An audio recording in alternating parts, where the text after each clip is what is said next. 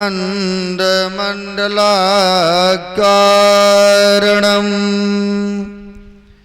व्याप्तं येन चराचरं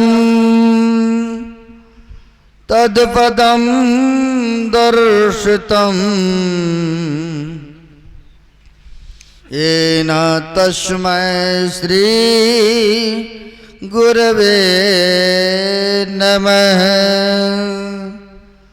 परम गुरवे नमः।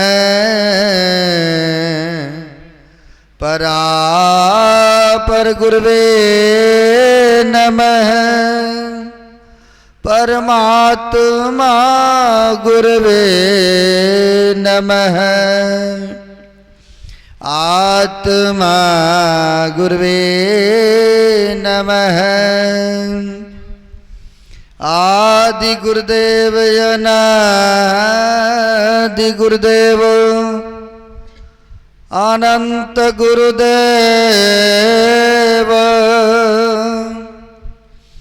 अखिल गुरुदेव चरण गुरुदेव शरण गुरुदेव श्री गुरु महाराज चरणारविंद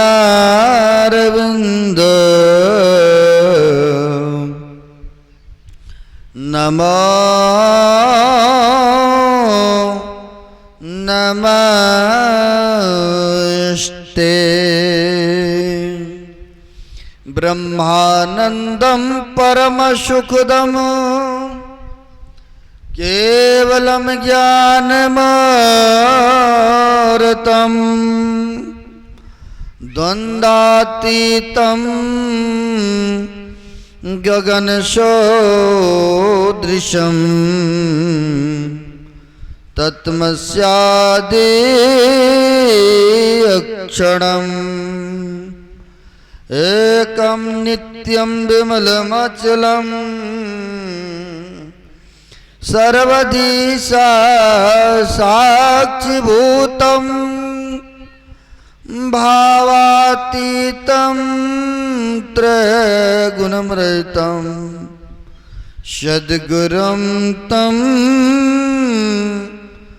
नमामि।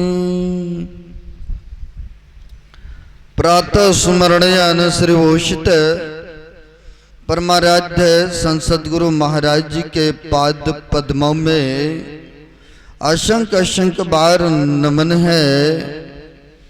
तीर्थों को भी पवित्र करने वाले मंचस्थ पूज्य साधु चरण आए हुए सदगुरु के सद्भक्तगण जो मनुष्य शरीर का कर्तव्य है वह कर्म करने हेतु यहाँ पर पधारे हुए हैं। आप लोग बड़े भाग्यशाली हैं और पुण्यात्मा हैं जो कि धर्म काम करने हेतु जत्र तत्र से गुरु महाराज के छत्र छाया में एकत्र हैं। यो तो गांव में बहुत आदमी हैं, इतने सारे तो नहीं है ना जुगल बाबू, क्या और भी है ना, लेकिन सब व्यक्ति सत्संग में नहीं आ पाते ना। क्यों?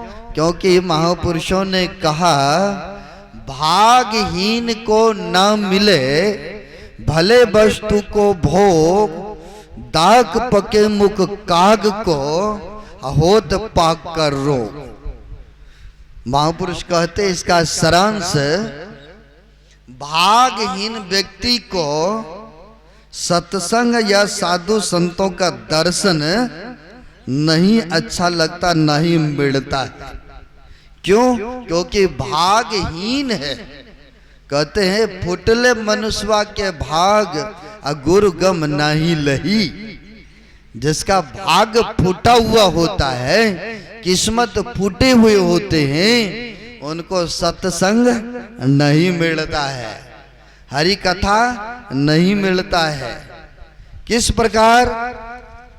कहते कश्मीर में कौवा पक्षी होते ना, वह देखते हैं कि इतनी अच्छी इस गाछ में फूल है तो फल कितना सुंदर होंगे। तो वह काग पक्षी देख करके रहते हैं, सोचते नहीं अभी नहीं खाएंगे।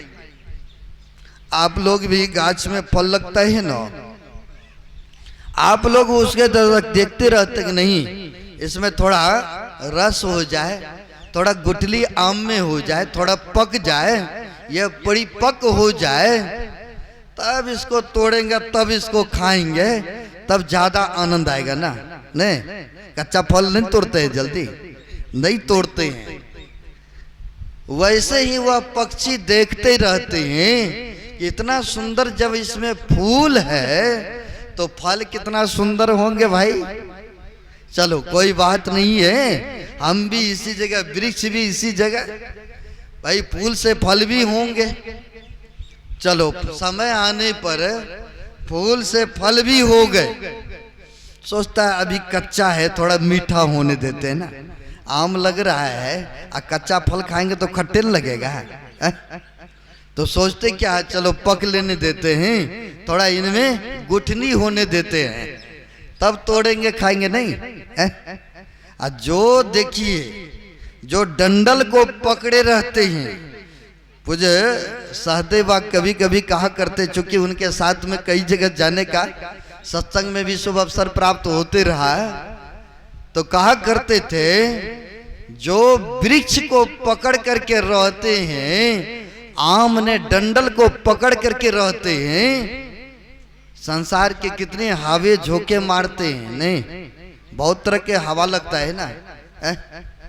जो डंडल को गाछ को पकड़ के रहते हैं, यानी संसार में मान अपमान बहुत तरह के सहना पड़ेगा, बहुत तरह के बातें बोली सहना पड़ेगा, नहीं बहुत तरह के आपको तरह तरह के बातों को झेलना पड़ेगा। कभी मान तो कभी अपमान, कभी फूल के माला तो कभी जुत्तल चप्पल के भी माला पहना सकते हैं। तो कहते जो सहते हैं उन्हीं का ना बनता है।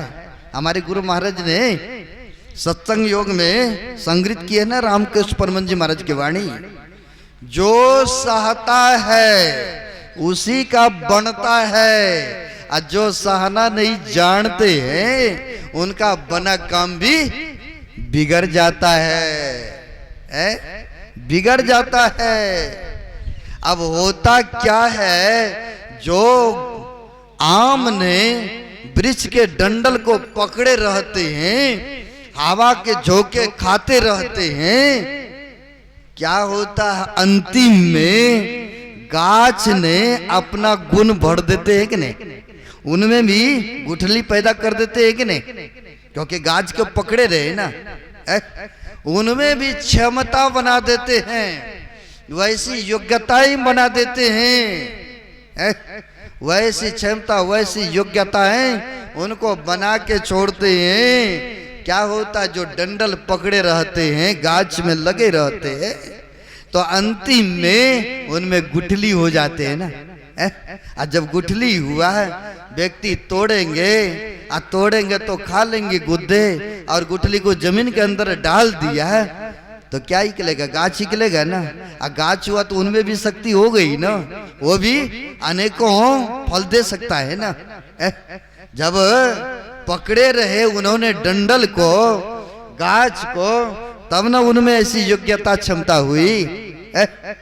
अगर कहीं झड़ जाते तो जो झड़ता तो वो सर्वे न करता, कोई उसका मान्यता होता, कोई मान्यता नहीं होते। अब वहां पर देखते हैं यह काग कह रहे इतना अच्छा जब फूल से फल लगा है, अब फल से थोड़ी अभी कच्चा फल है, थोड़ा मीठा होने देते हैं, मीठा होने देते हैं। जब फल कच्चा से पकता है तब तक क्या होता है, सुनिएगा बड़े ध्यान से। होता क्या है, जब फल पकने का सीजन आता है, अभी लीची आम का सीजन नहीं ना पकने का, अभी तो उसमें अभी तो फले हो रहा है, और जब समय आएगा तब न पकेंगे। और जब समय आता है होता क्या, होत पाक का रोग, जैसे जिसको कहते हैं भजहा घा हो जाए ना, मुंह में कई बार फोड़ा फोड़ा सा हो जाता है ना, हम आपको भी अच्छा नहीं लगता है खाना, नहीं कई बार हुआ होगा ना, यानी बढ़िया नहीं लगता है खाना पीना है? वैसे ही महापुरुष कहते हैं होत पाक का रोग, भागहीन व्यक्ति को नहीं मिला फल तो पका, वह पक्षी को, वह कौआ को मुंह में घाव हो गए, मुंह में जख्म हो गए, अब मुंह में जख्म घाव हो गए, फल तो पका लेकिन उसके किस्मत में नहीं रहा। सुनिएगा है ना, उनके किस्मत में नहीं रहा। इसलिए नहीं कहते भागहीन को न मिले भले वस्तु को भोग, सब कुछ रहने के बावजूद भी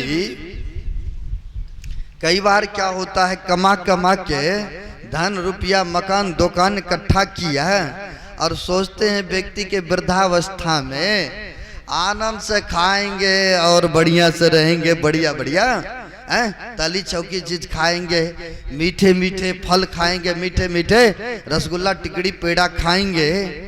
अगर कहीं शुगर बीमारी हो जाते हैं व्यक्ति को, डॉक्टर बता दिया है देखो मीठा खाओगे तो खतरा की घंटी है, खून मीठी हो जाएंगे, फिर मुश्किल है जीना भी।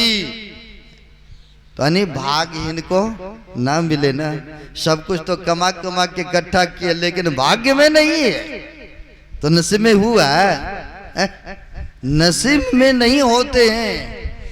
वैसे ही कहते हैं गांव में आपके पड़ोस में पहुंचे महापुरुष भी क्यों ने कथा प्रवचन फरमाने आ जाए, लेकिन सबको किस्मत में नहीं होते हैं। इसका वजह, इसका कारण है। गोस्वामी जी महाराज के पास चलेंगे रवैन में तो वहां पर भी कहते हैं पूर्व जन्म के पाप से हरि चर्चा नहीं सुहाए, जैसे ज्वर के ताप से भोजन की रुचि जाए। किसी को ज्वर ताप आ जाए, फीवर लग जाए और उनको बढ़िया से बढ़िया भी भोजन दीजिएगा ना। कई बार हम लोगों को भी लगा, आप लोगों को भी लगा होगा फीवर, उस समय खाने की इच्छा नहीं होती है, नहीं नहीं हम नहीं खाएंगे क्योंकि अंदर से गड़बड़ चल रहा है ना। उसी प्रकार से कहते हैं कि जिनके सिर पर पाप की बोझ लद्दा पड़ा है ना, कट्ठा है ना, उनको हरि कथा हरि चर्चा प्रिय नहीं लगते हैं, प्रिय नहीं लगते हैं। अभी हम लोगों ने बड़ा अच्छा बातें सुने हैं कर्म फल के विशेषता के बारे में और प्रधानता के बारे में। क्या सुन रहे थे हम लोगों ने? गुनिषाद और लक्ष्मण भैया के संवाद को सुने हैं। पहली दिन तमसा नदी के किनारे राम लक्ष्मण और सीता जी ने वास किए। दूसरे दिन सिंगेरपुर चले गए जहां पर के राम भगवान का बचपन का दोस्त मित्र था गुनिषाद जी। जब उन्होंने सुना कि अरे राम लक्ष्मण और सीता को माता कैकेयी ने वनवास, किसी गांव में रहना नहीं, जंगलों में रहने की आदेश, वो भी 1-2 वर्ष नहीं 14 वर्षों के लिए। तो सब प्रजा जितने थे, गुनिषाद भी एक राजा थे ना, वो सारे प्रजा समेत आ गए। आके आग्रह करते हैं, निवेदन करते हैं कि प्रभु आप चलिए, अयोध्या के राजा नहीं बने तो कोई बात नहीं, आप चलिए हमारे हैं सिंगेरपुर में, वहां आप राजगद्दी पर बैठिएगा, आप चले? कहा बिल्कुल नहीं, बिल्कुल नहीं, हमें तो जंगल में रहना है। किसी के घर में नहीं रहना है। क्यों? क्योंकि कहा हमारे माता जी की आज्ञा है, आदेश है, और जंगलों में संतों ऋषियों मुनियों का दर्शन भी तो प्राप्त होगा, इसलिए हमें जंगल में ही रहने दो। जब इस तरह से नहीं माने, जंगल में रह रहे हैं, तो देखते हैं वृक्ष के नीचे में पत्ते के बिछावन पर राम और सीता माई सो रही है। गुनिसात को बड़ा विषाद हुआ, दुख हुआ, तो जगह जगह पर उन्होंने अपनी जो सैन्य था उनको लगा दिया कि रात भर जग करके पहरा करना, कहीं हिंसक जानवर जंगल में आके हमला न कर जाए।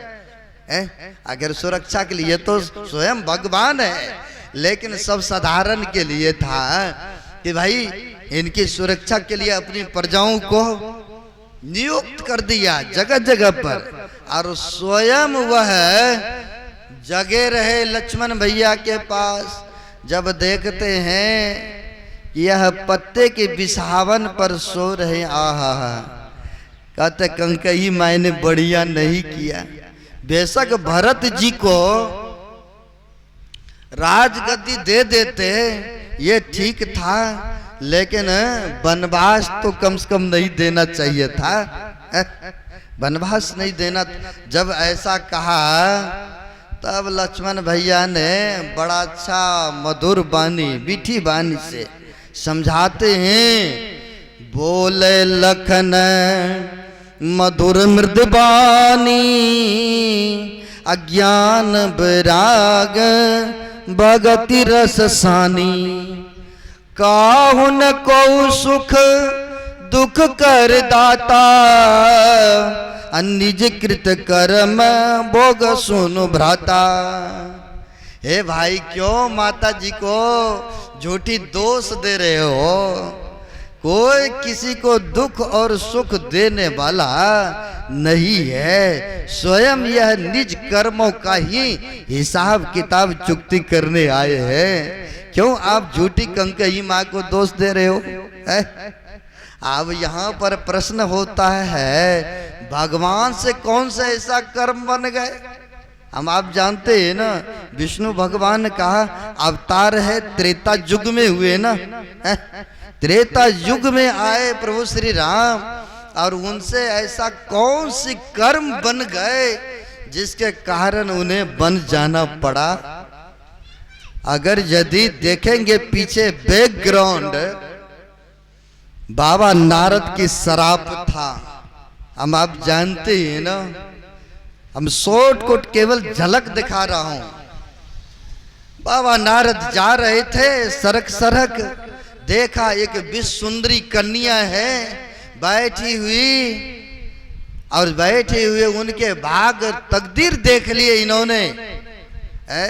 हमारे सरदे जैसे बाजार से आए हैं, हम दीक्षा दे रहे थे आज आश्रम में, आके बैठ गए। मैं सोचा ये दीक्षित होंगे बेचारा, क्योंकि बहुत सत्संग अटेंड करते हैं। तो जब पता चला कि नहीं नहीं दीक्षा नहीं लिए, तो मैंने आग्रह किया, आपने सुन लिए हैं, तो जब दीक्षा नहीं लिए तो ले लीजिए।